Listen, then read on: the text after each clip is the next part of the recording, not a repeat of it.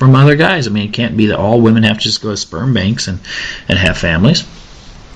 So anyway, these are just some thoughts to consider. And remember that everything is economic. All right?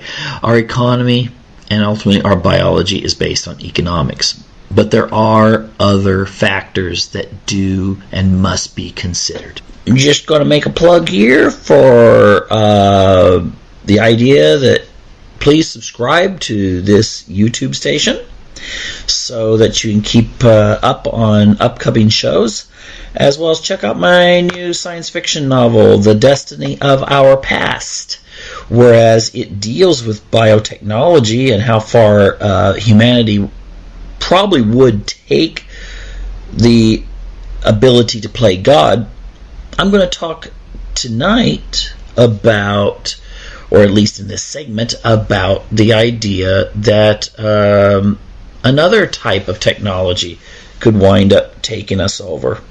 And the show is inspired primarily by a article I ran across recently that our good friend Stephen Hawking has predicted that artificial intelligence could actually replace us. Now, yes, we get those scenarios of Terminator. The idea that, we've kind of been conditioned to believe that artificial intelligence would come along and just kill us, be it, what movies do we have? Battlestar Galactica, the newer of the series. Although I think the older one, too, the Cylons were a reptilian race. Hello, David Icke. Anyway, they were a reptilian race who were replaced by the robots they had created. And the newer of the series actually had the premise that humans develop robots that eventually kill them off, or at least almost everyone. And of course, there's Terminator. If I recall right, Dune, when it's first coming on, the movie from the 80s, it mentions a period of human existence where robots do a lot of damage. And, so we have this idea that the robots could actually just come along and kill us off because we're just inferior or in their way or whatever. And, there is another way this could happen, I think. We could be replaced on our own quite peacefully. And the reason for it is this. I think I talked about this last week, I believe. The idea that human beings have this propensity to want to make their lives easier and easier and easier. I mean, that's just the way we are. It's what got the Industrial Revolution going. It is the reason why we invent things. We invent things to give us an ability to do those things that our normal bodies can't do. And face it, human bodies are not very efficient. I mean, if for real, I mean, they have this show Naked and Afraid. Of course, they don't put them in situations where they could actually die or anything like that.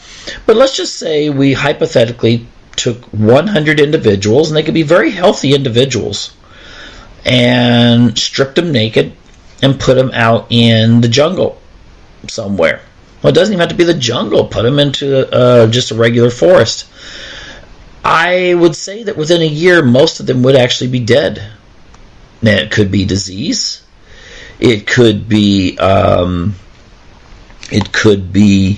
wild animals, or just the inability to be able to find the food necessary to keep themselves alive. We're not very efficient in that respect. A dog can smell 1,000 times better than we can, in reference to being able to sniff out a scent. Cats can see almost,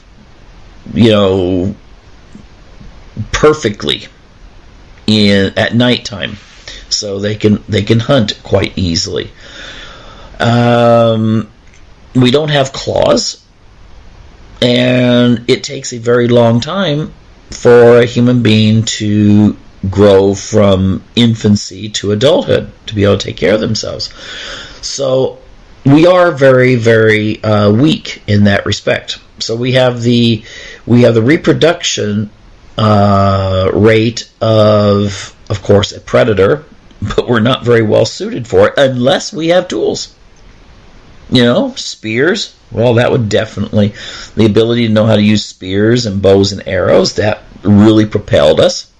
Then we learned how to store food in pottery, which enabled women to store food and therefore not have to nurse their kids till the kid was 4 or 5 years old, which then increased population because they were able to have babies, more often than every 5 years. And then, of course, we specialized to the point that we have, we built pyramids, sacrificed virgins, and then, from there we now have our modern society in which we can do all kinds of neat things. With the Industrial Revolution, we no longer had to just go out and plow a field. We could plow fields with giant turbines and tractors that could greatly magnify our abilities.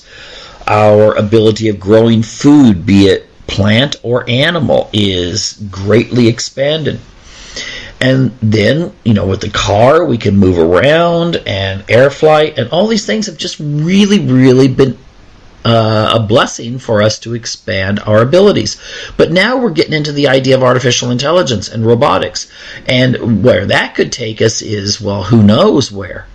Seriously, who knows where? And, as I was talking about earlier, capitalism will really, really promote this. Because everyone wants now to have the best technology. And be it DARPA when it comes to developing weapons systems, or be it Chinese firms that are trying to figure out ways to replace workers in the future because they're going to have a problem as their economy grows, but also their birth rate has been quite low. They're going to need other ways to manufacture than just relying simply on humans. And then, of course, we have Japan, which is trying to find ways to make robots that will take care of their old people because they have a severe population problem with such low births. And, all these factors combine, and then, of course, the whole thing with the sex robots, which is really, really, I think, going to majorly affect human society in ways people don't realize. Primarily, it will usher in a new era of eugenics because women will start having to turn to artificial reproduction venues because of the fact that many men will just opt out of the marriage game. All these things are going to come together in one giant crescendo in the next couple of decades. And if you take a look at people who are promoting the idea that you get a microchip, you put some sort of little piece of technology inside of you, and then you won't need to take cash around. You'll be identifiable. You're able to have your medical records all on file right there. No matter what, just scan it. Well, that's convenience. It's also very dangerous when it comes to privacy and possible misuse by the government. But at the same time, people, I think, will be sold on it. And it's not going to just stop there. Oh my gosh, that's just a little minor thing. That's like learning in agriculture that if you water a plant, it'll grow. Okay, I mean, pretty basic. Well, the microchip is about that level. And if we can, continue, well, they're going to come up with technologies that will enable you to hook up your brain to where you will be able to perceive things outside of your body without you actually being there. You'll be able to hook up to other people. You can imagine that at first people would be just like, oh, I don't want someone else reading my thoughts. And then it might, who knows, it could turn into some sort of new way of expanding sex. And that, not only will you be able to read the person, well, know who the person is, but you'll connect to them not just physically, but maybe in regards to their brain patterns, and you'll be able to sense what they're sensing and feel what they're feeling and think what they're thinking. That could bring it in, and then it would, of course, be, people thinking, oh, this would be really neat, to be able to think, see what my friends are thinking. And, face it, it could just be a way of communicating without actually even talking again. And, think about when you see people sitting around a table now, they all have their iPhones out, and no one's talking. They're just off in their little worlds. Well, this would just be an extension of that.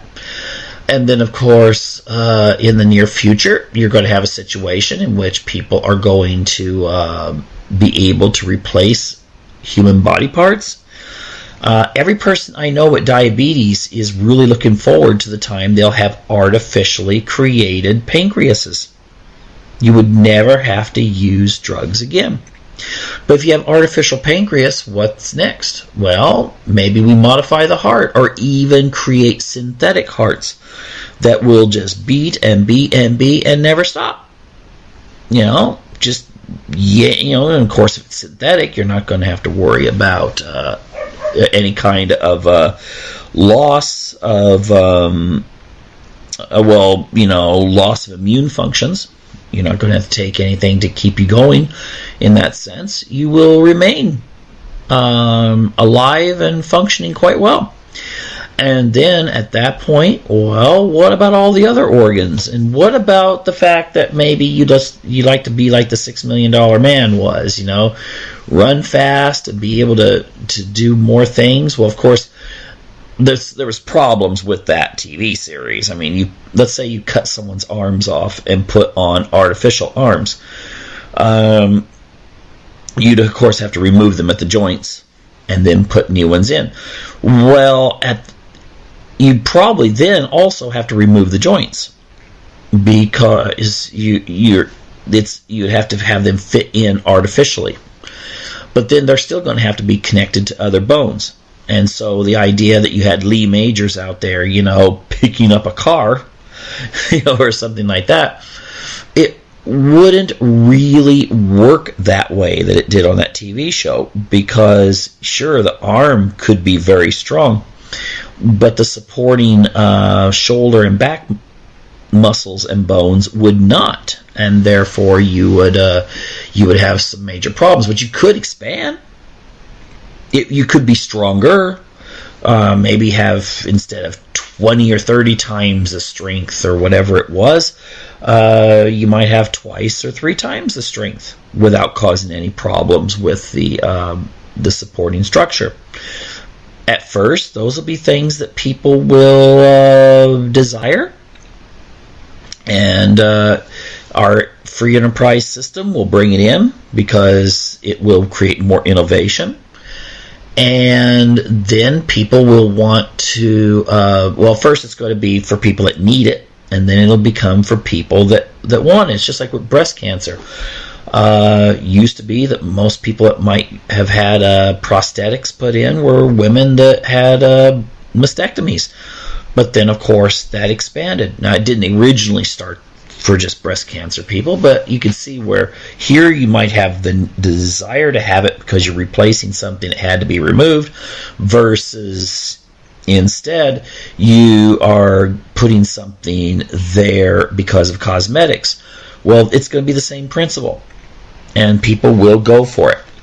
If suddenly, think of a scenario in the future. You're talking to your friend from high school, and she, you're saying, "Wow, your legs are in really good shape," and she's going, "Well, yeah, they're not mine. I had those taken off and replaced early on," and of course, with laser technologies and so forth, you'd get rid of any scarring. It would just look like totally natural. And then, of course, it's going to continue. Well, if you can replace legs and arms and pancreases and hearts, who's to say you can't replace everything? I mean, there is that idea, and I think this is kind of what Hawking's may be referring to.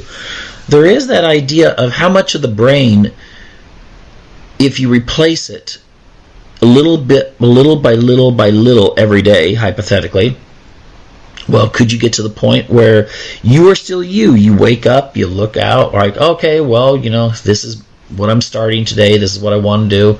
This is who I am. This is what I believe. But at first, you've got 1% of your brain replaced. And then, a week later, 2% of your brain. And then a week later, 5%, 10%. What point would it get to that, when you take that one last little bit of fatty protein-ish tissue out that was once you, that is you but is no longer you, it's been now being replaced, could it be that you're still you? And you could, then it gets philosophical. Is your soul still there? Are you still the same person that you were? Okay, I mean, if it is, then who is going to say no to having their entire bodies replaced?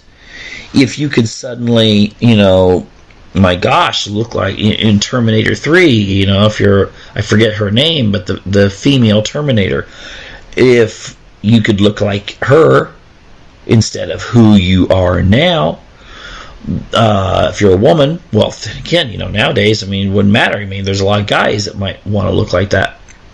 And vice versa. There might be women who'd like to look like the Arnold Schwarzenegger robot. And if you have all the same feelings, you're practically indestructible, and you're immortal, then how many people are going to say no to that? And then at what point do we continue biologically replacing ourselves? I've presented it in earlier shows that maybe you would still have children born and they would grow to adulthood, and then they would start the process of being integrated into some sort of cyborg. But what if you get to a stage where people are just kind of like, yeah, whatever.